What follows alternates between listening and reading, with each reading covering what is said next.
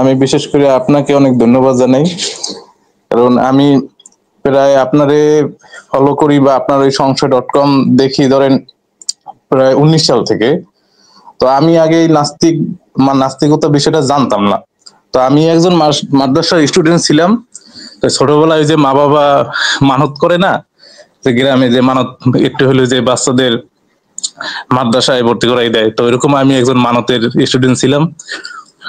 তো ছোটবেলা থেকেই ধরেন আমি যখন মাদ্রাসায় পড়তাম, তখনই ধরেন আমি মাদ্রাসা ভালো লাগতো না। তো বেশিরভাগই বাহিরের যেরকম জেনারেল স্টুডেন্টদের মতন লেখাপড়া করতে চাইতাম, কিন্তু মা-বাবার চাপে পারতাম না। তো আমি ঢাকায় একটা ভালো মাদ্রাসায় লেখাপড়া করছি। হাফেজ হইতে পারি না, কিন্তু 10 পারা কোরআন শরীফ মুখস্থ করছিলাম। তো তারপর মাওলানা আমি দুই ক্লাস পড়ছিলাম, মানে তাইসির বলে, তাইসির পর্যন্ত। তখন আমার বেশিরভাগই ধরেন এই যে ওই সময় মানে খটকা লাগতো অনেক কিছু বিষয়, যে মানে কিছুই ভাল লাগতো না, যে এই ইসলামের কোনো বিষয় বা যখন এই কোরআন শরীফ পড়তাম যে মুখস্থ পড়তেছি, মানে কিছু জানি না আমগো কোনো কিছু, মানে হুদা কামে খালি বই বই পড়তেছি, মুখস্থ করতেছি, ব্রেনটে ঢুকতে আসে না, তারপর জোর করে মুখস্থ করতেছি। তো এরকম করে তারপরও 10 পারা মুখস্থ করছিলাম। তারপর আর পারতেছি না, তারপর ধরেন মালনায় গেছি। মালনায় যাওয়ার পর যখন এখন দেখতাম কি আমরা বাঙালি মানুষ, তো আমরা তো বাংলা শিখবো, বেশিরভাগই তো বাংলায় সবকিছু হইবে, কিন্তু জোর করে উর্দু খানা প্রথমে শুরু হয়। তো জোর করে আমাদের উর্দু মানে শেখানো হইতো, যে উর্দু ফার্সি এগুলো। তো ধরেন না পারলে তো বোঝেনি যে কমি মাদ্রাসায় কিরকম মাইর দেয়। তো ওইরকম ধরেন একটা ওয়ার্ড জিজ্ঞেস করলে উর্দুর একটা মানে কিছু জিজ্ঞেস করলে না পারলে প্রচুর পিটাইতো। সবাই ধরেন সিরিয়াল বেঁধে এরকম মাইরে মাইরে আমাকে উর্দু শিখাইছে। তো উর্দুখানা যখনই হয়েছে তখন আমরা ওই জায়গায় ইংরেজি বেশি ছিল না, বা বাহিরের যে কোনো কিছু জানবো ওইগুলো কিছু ছিল না। তো আমি আবার একদিন একটা ওই যে রাস্তার পাশে যে বই বিক্রি করে, যে এরকম বিজ্ঞানের বই, তারপর অনেক কিছু ইংলিশ, এগুলোর প্রতি আমার বেশিরভাগ আগ্রহ ছিল। তো আমি ওই বইগুলি একদিন কিনে আনছি। তো এগুলো আমি পড়তাম। তো পড়ার কারণে অনেক ছাত্র আমার নিষেধ করতো, যেগুলো করলে হুজুররা দেখলে তোরা এরকমই করবে। তো আমার তো ধরেন কথা হয়েছে, তারপর ওগুলো পড়ে অনেক কিছু জানতাম, যে এরকম ওই সময় চাঁদে মানুষ যায় বা এইসব বিজ্ঞান সম্পর্কে তো মাদ্রাসা স্টুডেন্ট এরকম কিছুই জানে না, যে বিজ্ঞানে কিরকম কি। এখনো অনেকে বিশ্বাস করে না যে এই যে পৃথিবীর বাহিরে মানুষ যাইতে পারে বা এই স্যাটেলাইট আছে। এখনো অনেকজনের সাথে আমার এইসব বিষয়ে তর্ক হয়, যে এগুলো যে হয়, মানে এরা এত পরিমাণ ইসলামের ভিতরে যে অন্ধ, যে এগুলো বুঝতেইছে না, মনে করে এগুলো আমাদের বাহিরের মানুষ ভুলভাল জানায়, ভুলভালই করে। কিন্তু মানে ভালো ভালো জেনারেল স্টুডেন্টরাও যারা মানে আমার সমবয়সী, এরা অনেকে মনে করে যেগুলো মানে আল্লাহর উপরে কোনোদিন যাওয়া যায়, পৃথিবীর বাইরে কোনোদিন যাওয়া যায়। তো আমি ছোটবেলায় ওই বিজ্ঞান টিজ্ঞান পড়তাম। তো একদিন একটা ছাত্র হুজুরের কাছে মানে বিচার দিয়েছে, যে কথা হয়েছে এটা, যে মানে হুজুর যে এরকম ও আলাদা আলাদা এরকম বই পড়ে। তো হুজুরে আমার একদিন ডাইকে নেছে, নিয়ে বলতেছে এগুলো পড়ো। আমি হুজুর এগুলো তোমার ভালো লাগে, আমি এগুলো জানি অনেক কিছু। তো আমার বই কটা সে নিয়ে নেছে, মানে যে বইগুলি পড়তাম ওই ছোট ছোট বই, তো ওগুলো নিয়ে নেস। তো আমি অনেকবার চাইছি, এরকমই করছি, দেয় না। তারপর আমি আরেকবার একদিন ইংলিশ আমার শেখার খুব আগ্রহ ছিল এই সময়, তো ইংরেজি একটা বই নিয়ে পড়তেছিলাম। তো ওইরকম আবার একটা ছাত্র বিচার দিয়েছে, তো একদিন আমার একেবারে খুব উত্তম মাধ্যম মাইর দিল। তো এইতে মানে আমার মানে ওই সময় মানে মাদ্রাসা মনে হয়তো একটা কেমন জানি মানে আমার একটা জেলখানায় রাখছে, যে কোনো কিছুতে মানে কিছুই করা যাইতেছে না তাদের বাহিরে। কিছু হইলে পিটাই ইচ্ছে মতন জোড়া বেত দিয়া, তারপর জোর করিয়া। আর ওই যে আপনাদের যে একটা বেশি বিষয় যে হইতো, যে এই যে বলৎকার বলৎকার বিষয়ে যখন আমার মাদ্রাসায় পড়ছি, তো ওটা প্রচুর হইতো। যে একদিন আমিও এরকম শিকার হওয়া ধরছিলাম, যে মানে এই যে বড় যারা যেরকম আছে না, যে দাওরা হাদিসে যারা পড়ে, বা আরো যারা বড় স্টুডেন্ট যারা মানে যারা বড় ক্লাসে পড়ে, তারা ছোটদেরকে প্রচুর এরকম এই করতো। তো আমি একটু দেখতে শুনতে সুন্দর।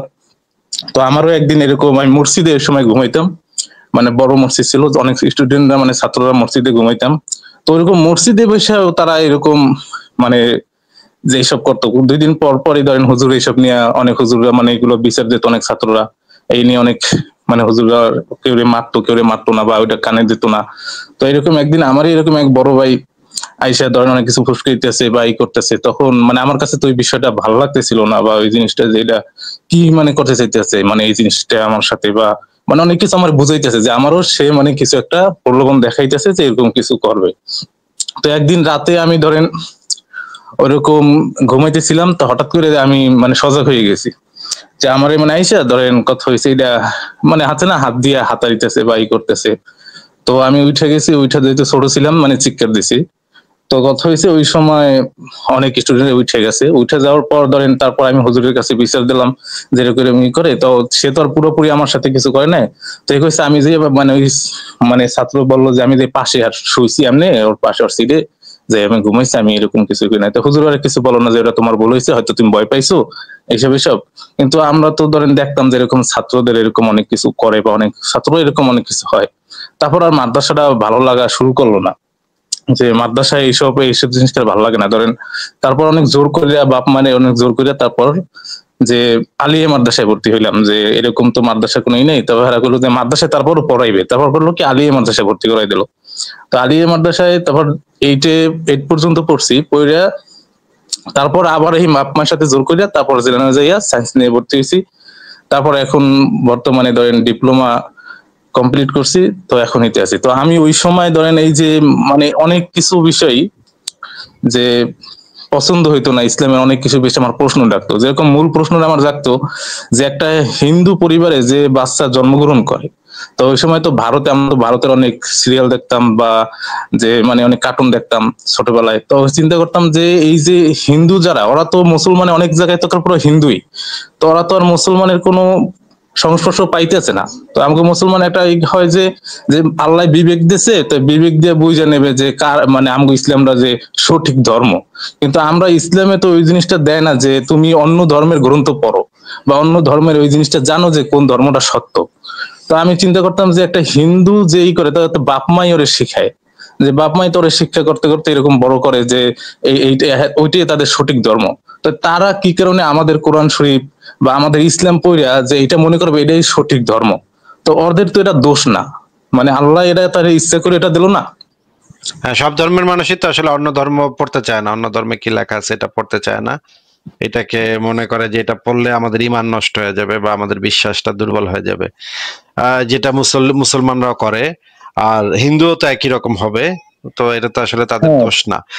আবিদ ভাই, আপনার কথা শুনে খুবই ভালো লাগলো। আপনার হিস্ট্রি আমরা শুনলাম, আপনার ভিতরে যে প্রশ্নগুলো আছে। আপনি মাঝে মাঝে যুক্ত হন, একদিনে তো সব কথা আমরা আসলে শুনতে পারবো না। আপনার আপনার কথা অনেক শুনবো ভাইয়া আপনার একটা প্রশ্ন করতে চাই যে ইদানিং আমি আমরা। একটা মানে জিনিস নিয়ে মানে ই করতেছি। যেরকম আমার এক ফ্রেন্ডের সাথে আমার কথা হয়েছিল, তো আমি বলছিলাম যে ধরেন যে যদি আদম আর হাওয়া যদি প্রথম মানুষ সৃষ্টি হয়, তাহলে তো পৃথিবীতে তো এরকম 7,000-এর মতন জীবিত ভাষা থাকা সম্ভব না।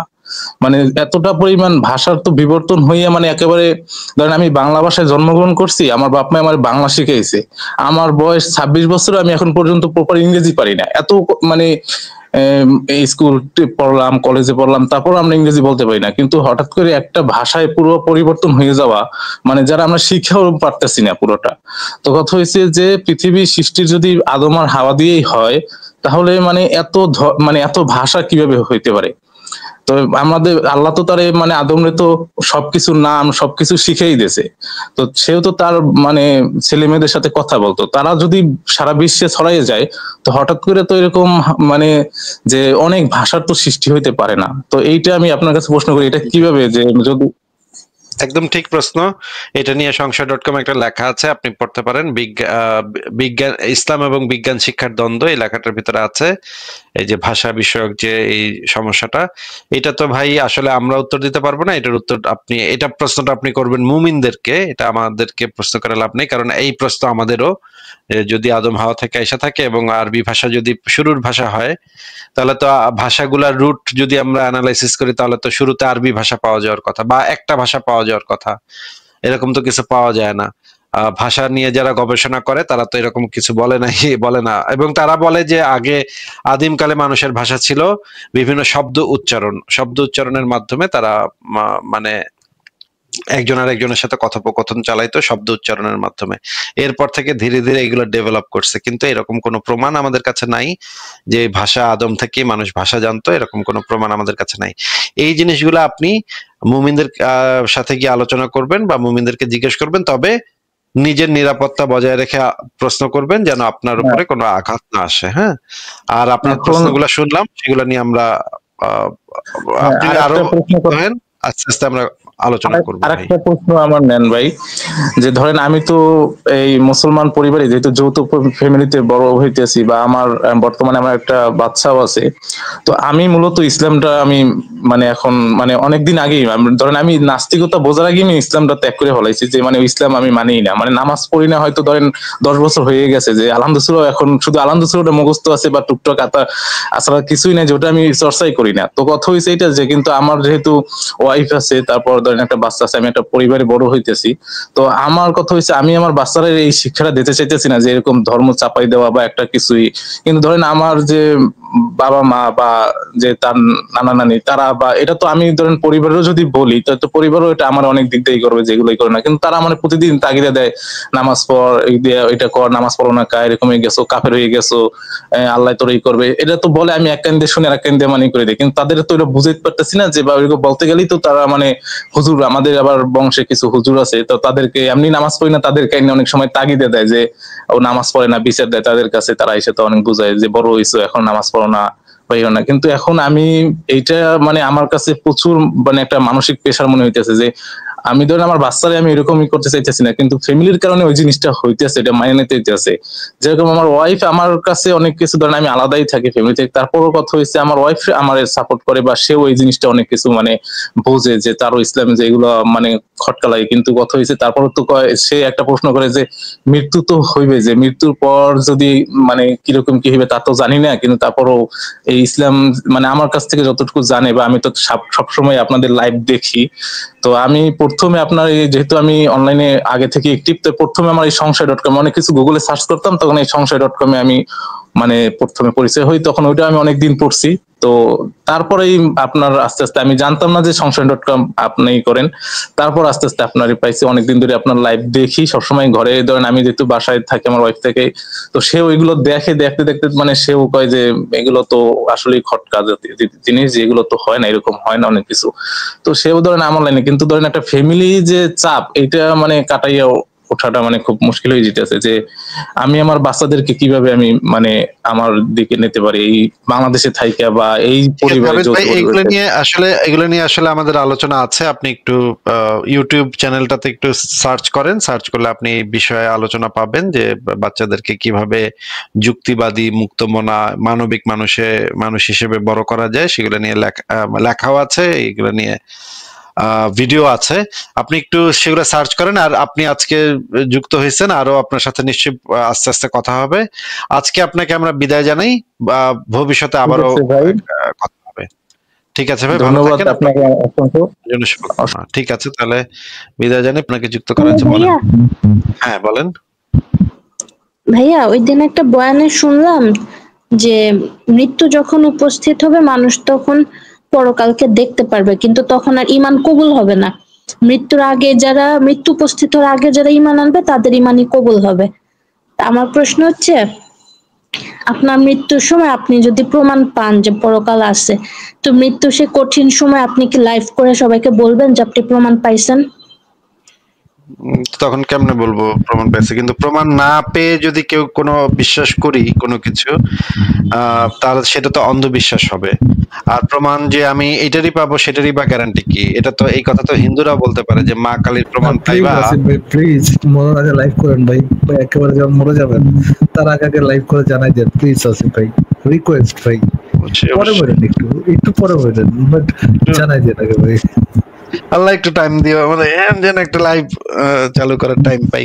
ঠিক আছে, আপনি কিন্তু এই কথা তো হিন্দুরাও বলতে পারে যে মরার আগে তুমি টের পাইবা যে মা কালী আছে, বা মনে করেন পৃথিবীতে 4,500 ধর্ম আছে, সব ধর্মই তো এই দাবি করতে পারে যে মরার আগ মুহূর্তে তুমি টের পাইবা যে তাগো ধর্মটা সত্য। এই কথা যদি সবাই বলে তাহলে কি আপনি কি করবেন? আপনি মনে করেন মরার আগে দেখলেন যে আল্লাহ নাই, যিশু আইছে আপনারে নিতে, তখন আপনি কি করবেন একটু বলেন তো। আমি তো জানি যিশু ইসলামেরই নবীর নাম। না না, খ্রিস্টান ধর্মের যিশু, সে যে নিজেকে আল্লাহর ছেলে মানে ঈশ্বরের পুত্র এবং নিজেও একজন গড হিসেবে দাবি করছে, সে আসছে আসমান থেকে নাইমা। ইসলাম অনুসারে যিশু তো আর আসতে পারে না, তাই না? যিশু খ্রিস্ট তো নবী একজন, ইসলাম অনুসারে যিশু খ্রিস্ট একজন নবী, সে তো আর আপনার মরার সময় আইতে পারবে না। কিন্তু আপনি দেখলেন মরার আগে দেখলেন যিশু আইছে, তখন আপনি কি করবেন? তখন তো হায় হায় করলাম কি সারাটা জীবন, হায় হায় রে কি করলাম সারাটা জীবন, কি বালের আল্লাহ ফাল্লাহ নিয়ে পেরেছিলাম, আমার কাছে ইস্যু তো পড়ছে এখন তো ভাই বিরাট মাইন কাটছি পায়। এখন তো যিশু তো কইব যে তুই তো খ্রিস্টানিটি গ্রহণ করস নাই, তোরে তখন নরকে দিমু, তোরে সারা জীবন তুই পুরবি। তখন কি করবেন আপনি বলেন তো? তখন তো কিছুই করার থাকবে না, এর জন্য তো আগেই বোঝার চেষ্টা তাহলে কি করতেছি যে আপনি কি এই যুক্তিটা অ্যাকসেপ্ট করবেন যে একজন খ্রিস্টান যদি এসে আপনাকে বলে যে হ্যাঁ মরার আগ মুহূর্তে তুমি টের পাইবা, কিন্তু তখন কিন্তু আর টাইম থাকবো না, এই যুক্তিটা যদি একজন খ্রিস্টান এসে আপনাকে দেয়, তাহলে কি তার সেই যুক্তিটাকে মেনে আপনি এখনই খ্রিস্টান হয়ে যাবেন, নাকি খ্রিস্টান হবেন না? বলবেন যে আগে তো প্রমাণ হইলে তারপর আমি এটা প্রমাণ ছাড়া মানলে তো মানি কেমনে, আগে প্রমাণ দে তারপর তো মানু, কোনটা বলবেন আপনি? প্রমাণ দেওয়ার কথাই বলবো। তাহলে ইসলামের যে কথাটা আপনি বললেন যে মরার আগে যদি আমি টের পাই যে আল্লাহ আছে, এই ক্ষেত্রে তো আমি মানবো না, তাই না? আপনি যেটা নিজের ক্ষেত্রে মানে যেই যুক্তিটা আপনি আমাকে দিচ্ছেন সেই যুক্তিটা তো আপনি নিজের ক্ষেত্রেও ব্যবহার করেন না। আর কোন খ্রিস্টান এসে যদি আপনাকে একই যুক্তি দেয়, তাহলে তো আপনি নিশ্চয়ই খ্রিস্টান ধর্ম গ্রহণ করবেন না, তাই না? বা মনে করেন একজন রাম ভক্ত আইসা আপনারে বললো যে রাম আইসা আপনারে রাম শেষ মুহূর্তে আপনি টের পাইবেন রাম সত্য, তাহলে কি আপনি রামরে এখন অ্যাকসেপ্ট করবেন? না, আপনি তো অ্যাকসেপ্ট করবেন না। তার মানে আপনি নিজেও আপনি যে যুক্তি দিয়ে ইসলামকে সত্য ধর্ম হিসেবে প্রমাণের চেষ্টা করতেছেন যে মারার আগে কিন্তু আসিফের দিন তুমি টের পাইবা আল্লাহ সত্য, এই একই জিনিস তো, একই যুক্তি তো আপনি নিজের ক্ষেত্রে ব্যবহার করছেন না। তাহলে এই যুক্তিতে আমি কিভাবে, আপনি যেটা নিজের ক্ষেত্রে ব্যবহার করছেন না, সেটা আপনি কিভাবে আশা করেন যে যেটা আপনি নিজের ক্ষেত্রে ব্যবহার করেন না সেটা আমি আমার ক্ষেত্রে ব্যবহার করব? কেন এটা মনে করেন বলেন তো? আমি তো শুনছি যে সব ধর্মেই নাকি বলা আছে ঈশ্বর একজনই। ঈশ্বর একজনে পাঁচজন, সেটা নিয়ে এই মুহূর্তে কথা হচ্ছে না। আপনি মরার সময় দেখলেন যে রাম আইছে, বা মনে করেন প্রাচীন গ্রিসের যে জিউস দেবতা ছিল, বা মানে মনে করেন পোসাইডন আসছে, পোসাইডন, বা মনে করেন থর আইছে, কোন একটা দেবদেবী দেখলেন একটা কিছু, মা কালী, শিব, কৃষ্ণ, তারপর মনে করেন আফ্রিকার কিছু বুং বাং ধর্ম আছে, মানে মনে করেন একটু ভূতের মতো চেহারা, ওই দেবতা আইছে। এখন যদি ওই ধর্মের লোকে যদি বলে তুমি মরার আগে বুঝবা, মরার আগে তো তখন আর টাইম থাকবো না, তখন তার বুঝতে লাভ নাই, তুমি এখনই অন্ধবিশ্বাস করে লও, তখন প্রমাণ শেষ মুহূর্তে প্রমাণ পাইবা, এই কথা এই যুক্তি যদি অন্য কেউ আপনাকে দেয়, তাহলে কি আপনি তার ধর্মটাকে অ্যাকসেপ্ট করবেন? না, তখন তো আমি প্রমাণ চাবই। আমা তাহলে আমিও তো একই, আমারও তো একই স্ট্যান্ড যে আমি তো প্রমাণ চাবই, প্রমাণ ছাড়া কেমনে মানবো?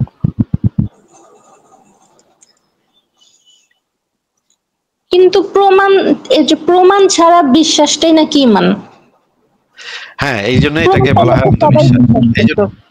এই জন্যই এটা এবং অন্ধবিশ্বাসের সংজ্ঞা একদম সেম। প্রমাণ ছাড়া বিশ্বাস ইকুয়ালস অন্ধবিশ্বাস, প্রমাণ ছাড়া বিশ্বাস ইকুয়ালস ঈমান, মানে ঈমান ইকুয়ালস অন্ধবিশ্বাস। বুঝতে পারছি। আচ্ছা, ঠিক আছে, আর কি কিছু বলবেন? আর কোন যুক্তি, এরকম কোন মক্ষম যুক্তি কি আছে আপনার? না, আমি যে যুক্তিটা আমার নামে একটা বয়ানে শুনছি সেটাই বললাম আর কি। আচ্ছা আচ্ছা, যুক্তিটা মানে আচ্ছা, ওই যে ব্যক্তি যে বয়ানে যে এইটা যে যুক্তিটা দিচ্ছে, সে কি এটা মানবে যে তাকে যদি কেউ বলে শেষ সময় বুঝবা যে গৌতম বুদ্ধ সত্য, তাহলে এখন গৌতম বুদ্ধরে মাইনা লও, এটা কি তো সেও মানবে না, তাই না? সে তো প্রমাণ চাবে। না, তাদের তো কথা হচ্ছে ইসলামই একমাত্র সত্য ধর্ম, আর সমস্ত রামকৃষ্ণ নাকি নবী ছিল, সমস্ত ওই যে ঈসা, মুসা, ইব্রাহিম সবাই নাকি ইসলাম ধর্মেরই নবী ছিল।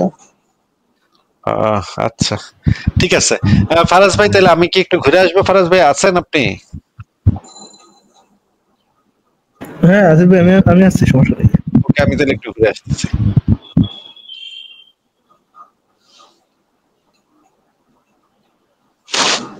আচ্ছা ভাই, ঠিক আছে, তাহলে আমি বিদায় নেই।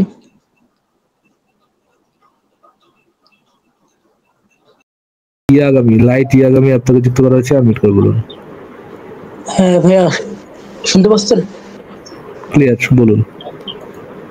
জি ভাইয়া, আমার যে প্রশ্ন ছিল সেটা হলো আপনারা তো সৃষ্টিকর্তায় বিশ্বাস করেন না, বা এটা বলা আমার জন্য ভুল হয়েছে, এটা নিয়ে অনেক ডিবেট হবে। কিন্তু আমার কথা হলো কি, তাহলে ভাইয়া এই যে পুরো বিশ্ব যে নিয়ন্ত্রণ হইতেছে এটা কার মাধ্যমে? এটা কি অটোমেটিকলি হইতেছে? অটোমেটিকলি বলতে মানে মনে করেন যে একটা উদাহরণ হিসেবে যে মানুষের যে জন্ম হয়, যদি আমরা ইসলামিক ভাবে ধরি, সেক্ষেত্রে আদম আলাইহিস সালাম, আপনি যখন আপনার বিজ্ঞানের বইটা খুলেন না, বিজ্ঞানের বইটা খুলছেন, কোন ক্লাসে পড়েন? জি ভাই, আমি ইন্টার সেকেন্ড ইয়ারে, মানে আমি এইচএসসি ক্যান্ডিডেট। এইচএসসি পড়তেছেন। আচ্ছা, আপনি সায়েন্সে পড়ছেন না কমার্সে পড়তেছেন? জি ভাই, আমি আর্টসে পড়তেছি, আর আমি সায়েন্স সম্পর্কে নো ডাউট, মানে কোনো সমস্যা নেই। আর্টসে পড়তেছেন, এটা তো সমস্যা নেই। এসএসসি পর্যন্ত তো আপনার সায়েন্স ছিল, আপনার বিজ্ঞানের পড়াশোনা ছিল, তাই না? ওকে, আপনি যখন যে পর্যন্ত বিজ্ঞানের বই পড়ছেন, যে যতটুকু কি আলোচনা পড়ছেন বিজ্ঞান থেকে, আপনার কি কখনো বিজ্ঞান বইতে এই জিনিসটা ধরেন আপনি আপনার সংবেদী যে অঙ্গগুলো আছে ওইটার কাজ পড়তেছেন, যে আপনার চোখের কাজ পড়তেছেন, চোখ কিভাবে কাজ করে, আপনার চোখে কিভাবে লাইট পড়ে, লাইট পড়ার পর আপনি ধরেন ওই লাইটটা কিভাবে আপনার তড়িৎ শক্তিতে রূপান্তরিত হয়ে আপনার ব্রেনে যায়, এইগুলোর মধ্যে কি কোনো কারো নিয়ন্ত্রণ, চোখের মানে কোনো কিছু নিয়ন্ত্রণের ইয়ে আছে নাকি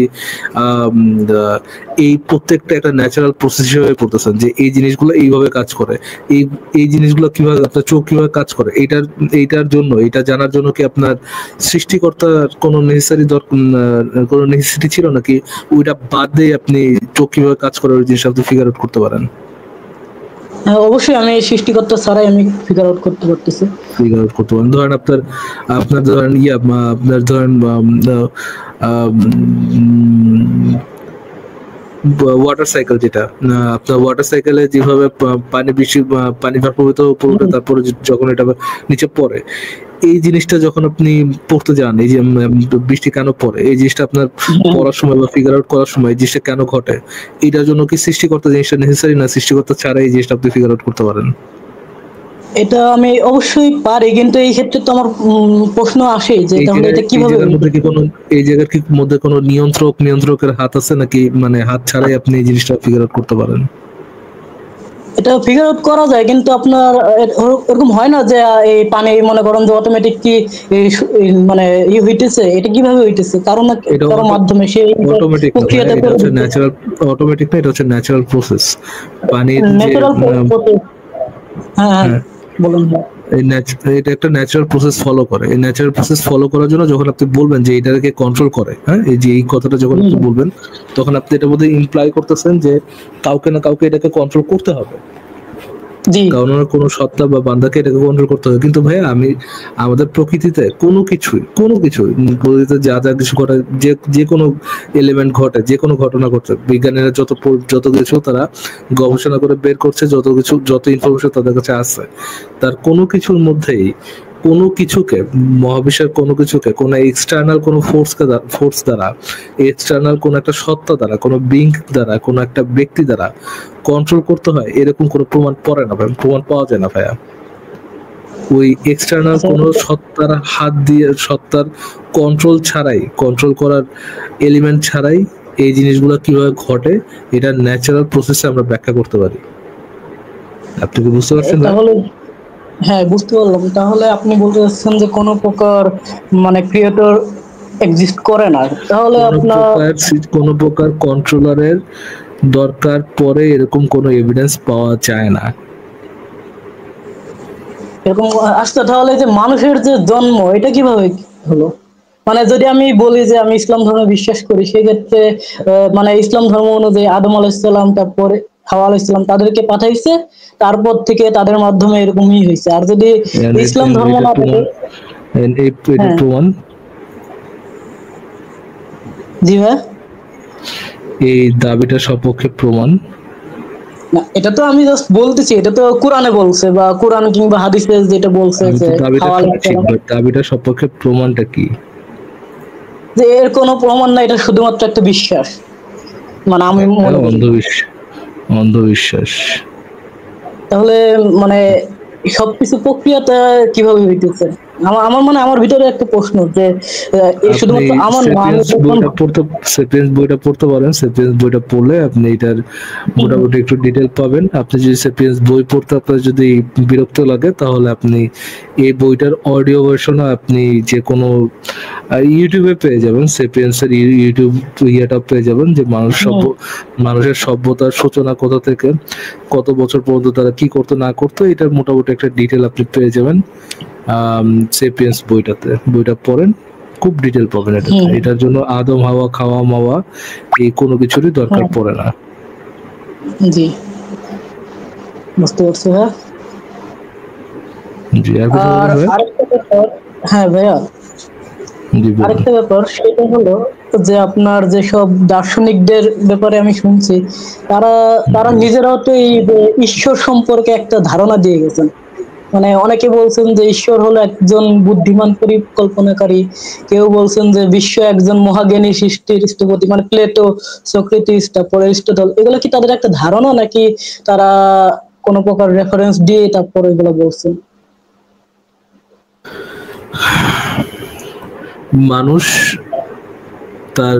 মানুষের একটা ন্যাচারাল টেন্ডেন্সি হচ্ছে সে তার প্রকৃতিকে ব্যাখ্যা করতে চায়। তার আশেপাশে কেন কোনো কিছু ঘটতেছে, এই জিনিসটাকে তারা ব্যাখ্যা করতে চায়। এটা মানুষের একটা ন্যাচারাল টেন্ডেন্সি।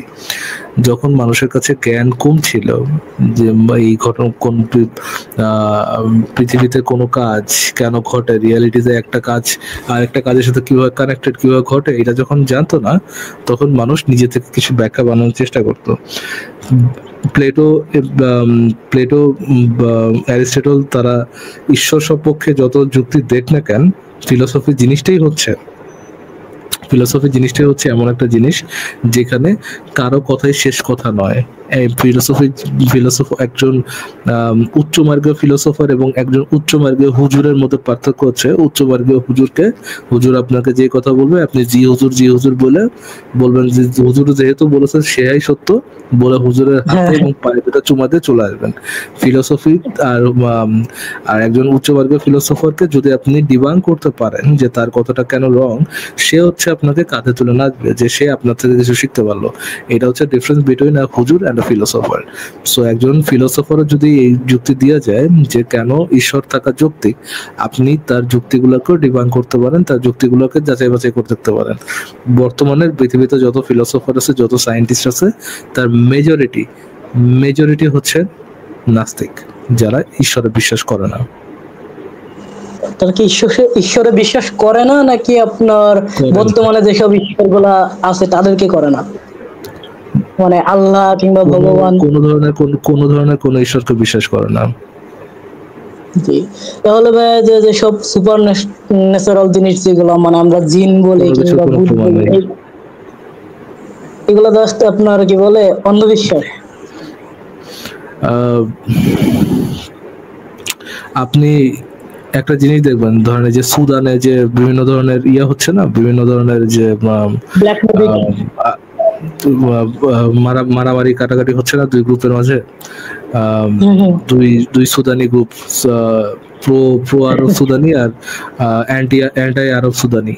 তো এই দুই গ্রুপের মধ্যে যে মারামারি হচ্ছে, এই টাইপের যত জনসংখ্যা আছে, সুদান, তারপর হচ্ছে ধরেন কঙ্গো, এই টাইপের দেশগুলো, বাংলাদেশ, পাকিস্তান, এই টাইপের দেশগুলোতে আপনি বিভিন্ন এরিয়া যাবেন, বিভিন্ন এরিয়াতে মানুষ বিভিন্ন ধরনের রূপকথায় বিশ্বাস করে। আপনি যদি বাংলাদেশে জন্মগ্রহণ করে থাকেন, তাহলে হয়তো আপনি ওলা বিবির নাম শুনলেও শুনে থাকতে পারেন। আপনি কি কখনো শুনেছেন ওলা বিবির নাম? না ভাইয়া। কোন জেনারেশন আসিফ ভাই, কোন জেনারেশন ভাই? ওলা বিবি শুনে নাই ভাই, বুড়া হয়ে গেছি আসিফ ভাই আমরা সবাই। আচ্ছা, এনিহাউ, ওলা বিবি হচ্ছে একটা আমাদের বাংলার একটা local mythical character, mythological character. একটা বুড়া, উনি হচ্ছেন একজন বয়স্ক বুড়ি। উনি এক জায়গা থেকে, এক গ্রাম থেকে আরেক গ্রামে যান। উনি যখন একটি গ্রাম থেকে আরেকটি গ্রামে যান, তখন ওই গ্রামে কলেরা ছড়ায় নিয়ে যান। কলেরা নামক যে রোগ আছে, সেই রোগটা ছড়ায় নিয়ে যান।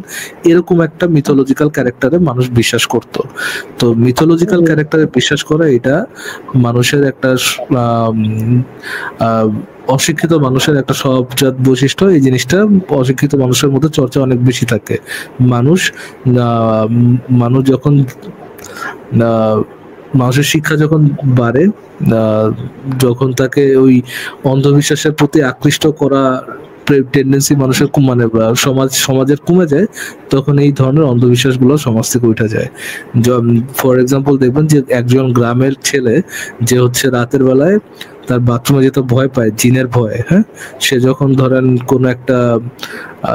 কোন একটা শহরে আসে, কোন একটা হোস্টেলে যায়, সে হোস্টেলে যখন তার বন্ধু বান্ধব কেউ এই অনেক মানে বন্ধু বান্ধবরা জিন ভূতের অত বিশ্বাস থাকে না, ওই হোস্টেলে ওরকম জিন ভূতের চর্চার বিষয়টা থাকে না, তখন তার অন্ধকারে যেতে তেমন একটা ভয় লাগে না, কেননা ওই পরিবেশের সাথে খাওয়ায় খাওয়ায় তার জিনের প্রতি বিশ্বাসটাও ধীরে ধীরে কমে যায়। আমাদের লাইভেও এরকম অনেক মানে একজন যুক্ত হয়েছিলেন, আর যিনি রাতের বেলায় ওয়াশরুমে যেতে ভয় পেতেন, তার মা বা ওয়াইফকে নিয়ে তিনি ওয়াশরুমে যেতেন, বাট উনি ধীরে ধীরে চেষ্টা করে দেখছেন যে উনি ভয়টা কাটায় উঠতে পারেন কিনা, এবং উনি অ্যাকচুয়ালি কাটায় উঠতে পারছেন। জি, বুঝতে পারছি। আচ্ছা ভাই, যে আপনার বিভিন্ন নাম শুনছিলাম যে ইলুমিনাটি, এটা কি আপনার নাস্তিকদের কোনো সংগঠন বা এরকম কিছু? এই ইলুমিনাতি, ফ্রিমেসন, তারপর হচ্ছে আপনার এই কি চাইল্ড জানি আসিফ ভাই, আরেকটা কি চাইল্ড আছে জানো, ওটা রথচাইল্ড, এগুলাকে নিয়ে যত ধরনের ইনফরমেশন আপনারা অনলাইনে শুনেন, এই অনলাইন এই জিনিসগুলো বেশিরভাগ হচ্ছে আপনার বাড়ায় ছাড়া রং মিশায় কিছু জিনিস প্রেজেন্ট করা হয়, এবং মানুষ যেহেতু একটু ফ্যান্টাসি টাইপের গল্পতে বিশ্বাস করে, এই টাইপের গল্পে মানুষ বেশি আকৃষ্ট হয়। দ্যাট ডাজন্ট মিন হ্যাঁ ইলুমিনাতি নামের কোনো একটা অর্গানাইজেশন ছিল, বাট এইটা এত বড় কোন অর্গানাইজেশন না যে অর্গানাইজেশন পুরো ওয়ার্ল্ড কন্ট্রোল করে। এটা হচ্ছে স্টুডেন্টদের একটা মনে হয় ছিল, স্টুডেন্টদের মনে হয় একটা গ্রুপ ছিল, গ্রুপের নাম তারা দিছিল ইলুমিনাতি। বাট এইগুলা এমন বড় কিছু না যেটা ওয়ার্ল্ড কন্ট্রোল করে বা কোনো একটা গভর্নমেন্ট কন্ট্রোল করে, এরকম কোনো কিছু নাই। আমি ভাই শুনছিলাম যে যেসব নাস্তিক আছে তাদেরকে নাকি স্পন্সর করে এইসব সংস্থা, মানে এরকম। কিন্তু আছে ভাই, ওই টাকাটা আমাকে ভাগ দেয় না, আমি একা নিয়ে মানে এরকম আর কি শুনতে পাইছিলাম, এই আর কি। যাদের কাছ থেকে শুনেছেন তাদের কাছ থেকে কি কোনো প্রমাণ চেয়েছেন যে এরা কোথায় আছে?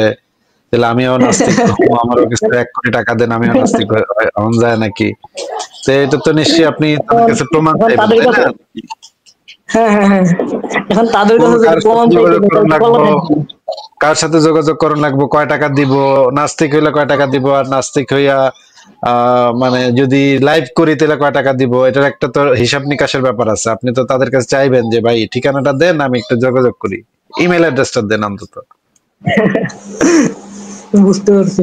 না ভাই, আপনাকে দিব না, আমি চাই আপনি দিনের পথে থাকুন ভাই, আপনি নাস্তিক হয়ে জাহান্নামে যান, এটা আমি চাই না ভাই, থাকেন না প্লিজ, দিনের পথে থাকেন। আপনি যদি দিনের পথে থাকতেন তাহলে আমি দিতাম, কিন্তু ভাই যেহেতু আমার সন্দেহ হচ্ছে আপনি দিনের পথ থেকে চলে যাবেন, এই জন্য, শুধুমাত্র এই জন্য আমি আপনাকে দিচ্ছি না। না, আমি টাকাটা লই আবার না ভাই, একবার যা টাকা লোক হয়ে যায় ভাই, সে কখন আর দিনের পথে ফেরত আসতে পারে না ভাই। আপনি কি জানেন না ভাই, দিনের লোভ থেকে টাকার লোভ আরো বেশি পাওয়ারফুল, এটাকে আপনি জানেন না? ঠিক আছে লাইট ভাই, আপনাকে মিউট করি একটু। লাইট ভাই, আপনি যে ঠিকানাটা পাইলে ঠিকানাটা পাইলে আমাকে পাঠাই দিন, আমরা ব্যবস্থা করবো না, আপনার জন্য করবো না, আমিও নিব না কিছু, আমিও তো এখন খুঁজে পাইতেছি না। হ্যাঁ, আপনি পাইলে, এতদিন ধরে নাস্তিকতা করলাম, কেউ পয়সা পাতি দিল না, এটা কেমন অসহায় হয়ে গেলাম তো ভাই, এই কথা শুনে তো আমি বেকুব হয়ে গেলাম। যে তাহলে তো অনেক টাকা আমার জমা আছে নিশ্চয়ই, আমি তো ভালোই টাকা, মানে কয়েকশো কোটি টাকা তো পামই। হ্যাঁ, আমি তো নিশ্চিত কয়েকশো কোটি টাকা পামই। ঠিক আছে, তাহলে লাইট আগামী ভাই আপনাকে তাহলে বিদায় জানাই। আচ্ছা ভাইয়া, ঠিক আছে, ধন্যবাদ ভাই, যুক্ত করার জন্য। ঠিক আছে ভাই, ভালো থাকেন তাহলে।